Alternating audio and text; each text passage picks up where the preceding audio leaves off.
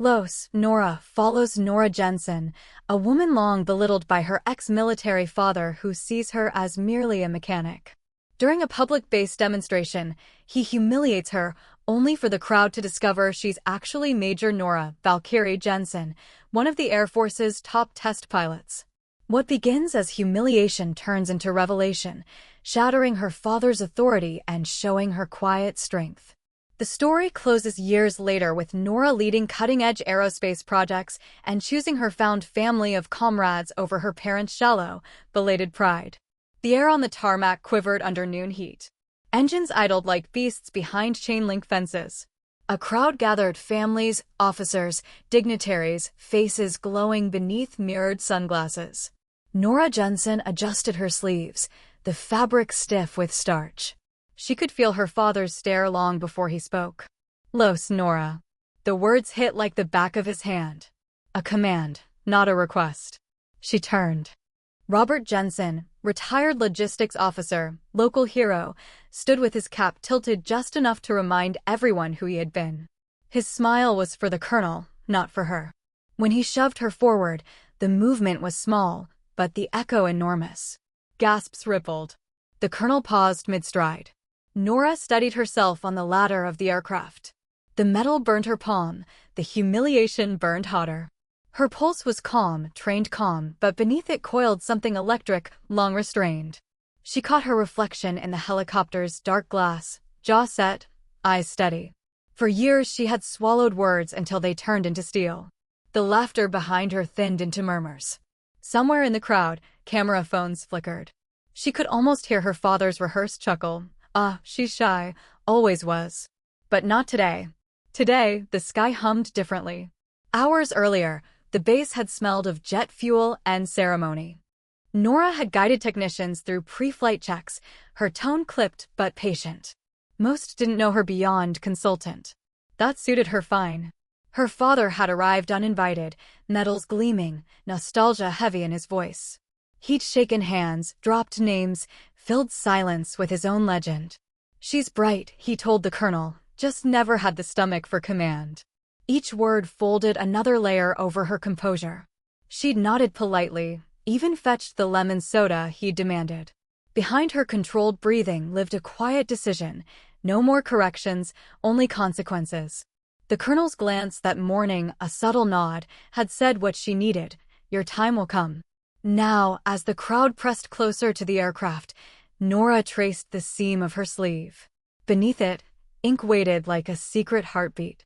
NV-016. The call sign of a ghost pilot the press called Valkyrie, classified, untouchable myth. She inhaled. Dust, oil, sunlight. The moment was aligning. A gust lifted the sleeve, mere inches. Enough. The black code caught the light like a flare. Conversation stuttered. The silver-haired colonel froze mid-sentence. His voice dropped to a whisper the crowd could still hear. Valkyrie. Silence detonated. Every uniform turned toward her. Nora didn't move. She didn't need to. Authority settled over her shoulders like armor she'd always worn. Her father's grin faltered. What's going on?" he stammered. The colonel straightened. "Major Jensen," he said, loud, deliberate.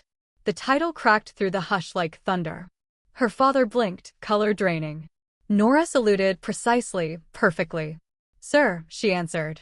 The colonel's eyes softened just enough to acknowledge the truth. This was no accident. This was reclamation. For the first time, her father looked small against the machine he'd claimed to understand. The man who'd taught her to measure worth in ranks had just been outranked by his own daughter. After the reveal, protocol demanded composure. Nora delivered it flawlessly. In the briefing office, she stood before the colonel. "Request adjustment to visitor protocols, sir. For community relations." He understood instantly. "Proceed, Major." Minutes later, Colonel Shepard escorted her father to the helicopter himself. Cameras clicked. "Mr. Jensen," he said warmly, "your daughter arranged something special." Robert puffed with pride, oblivious. The hangar lights burned white. Officers gathered. Nora watched from the shadows, expression neutral, heartbeat measured. Her father climbed into the cockpit, still boasting, still blind. The laughter that once crushed her now sounded distant, harmless. Every eye was on him, until the colonel spoke, voice like steel wrapped in ceremony. "Gentlemen, you are seated in Major Jensen's aircraft." The words landed like judgment. Her father froze, realization dawning too late. "Major Jensen," the colonel continued, "leads the Tactical Flight Division. Every man and woman here serves under her command." Gasps, then silence. The hangar stilled. Robert Jensen looked at his daughter, the uniform, the insignia, the authority, and for once found no words to fill the air. His jaw trembled, then his body yielded a single, involuntary step backward. A lifetime condensed into that motion, the fall of pride, the birth of recognition. Nora didn't gloat. She met his gaze with steady calm, the calm of someone who's already forgiven but not forgotten. Around them, the crew saluted. Cameras captured nothing her face didn't already say, power reclaimed, dignity restored. The hum of drones replaced the roar of rotors. Nora stood before a holographic schematic in a secure lab, Lieutenant Colonel Jensen now. Her voice carried confidence without edge. People listened. After the meeting, she joined her team at the off-base bar they called the barracks.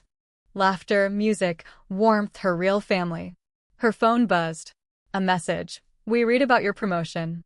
We're proud of you. Dad and Mom," 12 words. Late, light, harmless. She stared for a moment, then archived it, no bitterness, just closure. The sky outside glowed with contrails fading into dusk. Nora raised her glass. "To flight," she said. Her crew echoed, "To Valkyrie." And somewhere far away, a man who once taught her how to march finally learned how to stop.